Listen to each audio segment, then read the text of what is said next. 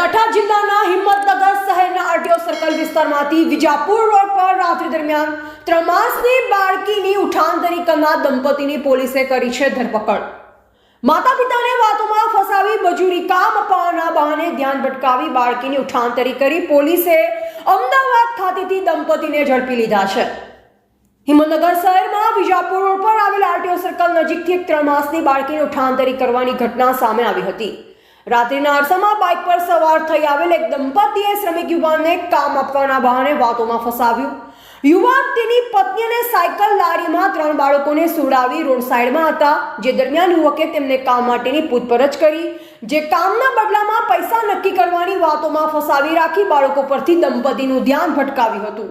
જે દરમિયાન 3 બાળકીઓ પૈકી સૌથી નાની 3 માસની હતી, તેને ઉઠાવી યુવક યુવતી બાઇક પર અંધારામાં પલાયન થઈ ગયા હતા।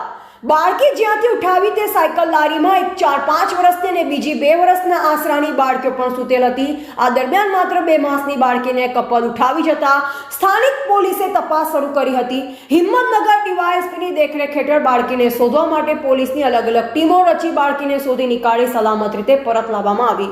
આરોપી દંપતી ફારૂક મલિક અને સબાના મલિકની પોલીસે અમદાવાદથી ધરપકડ કરી। આરોપીઓની ધરપકડ કરી હિંમતનગરમાં સ્થાનિક પોલીસે ડીવાયએસપી અતુલ પટેલ અને તેમની ટીમે બાળકીના ઉઠાંતરીના કારણને જાણવા માટે આકરી પૂછપરછ હાથ ધરાઈ। આરોપી દંપતી હિંમતનગરના ગઢાના મદ્રેસામાં કામ કરતું હોવાનું અને ત્યાં જ રોકાતું હોવાનું સામે આવ્યું।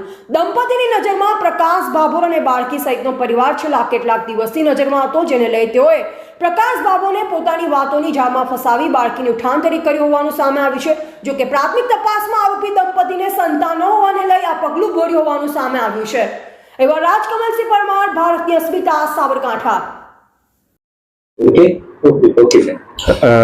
સાબરકાંઠા જિલ્લાના હિંમતનગર ગ્રામ્ય પોલીસ સ્ટેશનમાં 9 તારીખના રાતના 10 વાગ્યા આસપાસ 3 માસની બાળકીના અપહરણનો બનાવ બનેલો। તે સંદર્ભે પોલીસ દ્વારા સીસીટીવી ફૂટેજ તથા અન્ય રીતે તપાસ કરતા જે બાળકીને લઈ જનાર આરોપી છે તે એક પુરુષ તથા એક સ્ત્રી હોવાનું જાણવા મળેલું અને મોટરસાયકલનો નંબર જાણવા મળેલો। તે આધારે તપાસ કરતા મોટરસાયકલ ધારક જે છે એ અમદાવાદનો હોવાનું જાણવા મળેલું। તે આધારે એલસીબીની ટીમે તપાસ કરેલી અને શાહરૂખ મિયા મલિક તથા તેની પત્ની સબાના મલિક એ બંનેની બાળકી બાબતે પૂછપરછ કરતા બાળકી પોતાની નહીં હોવાની અને જે આ બનાવ બનેલો તે બાળકીને એ લોકો લઈ ગયા હતા આરટીઓ સર્કલ પાસેથી। જે બનાવ છે જે કામે બંને પતિ પત્નીને પોલીસ દ્વારા અટક કરી કાયદેસર કાર્યવાહી કરવામાં આવી। આ બંને મૂળ અહીંના રહેવાસી નથી હિંમતનગરના, પરંતુ ગઢા ખાતે એ લોકો રહે છે। ખાસ કરીને કેવી રીતે સાહેબ પકડવામાં આવે? પોલીસે સીસીટીવી ફૂટેજ ને અન્ય રીતે તપાસ કરતા મોટરસાયકલ નંબર જાણવા મળેલા અને એ આધારે માલિક જાણવા મળતા અમદાવાદ ખાતે જે એડ્રેસ છે ત્યાં જઈ તપાસ કરેલા તો આ બંને મળી આવે।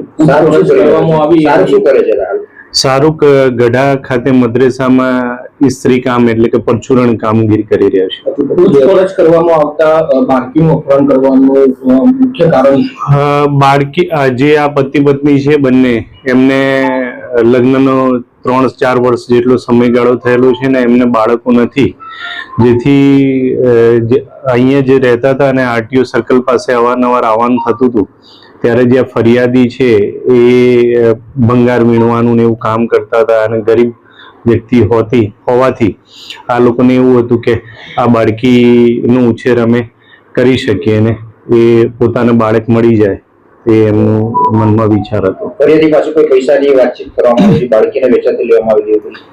ફરિયાદી પાસે આજથી 12-15 દિવસ પહેલા એકાદ વાર વાતચીત થયેલાનું જાણવા મળેલ છે, 1-2 વાર, કે ભાઈ આ બાળકીનું એ લોકો ઉછેર બરાબર નહીં કરી શકે અને અમે કરી શકીશું એવી રીતે વાતચીત થયેલી, પરંતુ એ બાબતે હાલ તપાસ ચાલુ છે।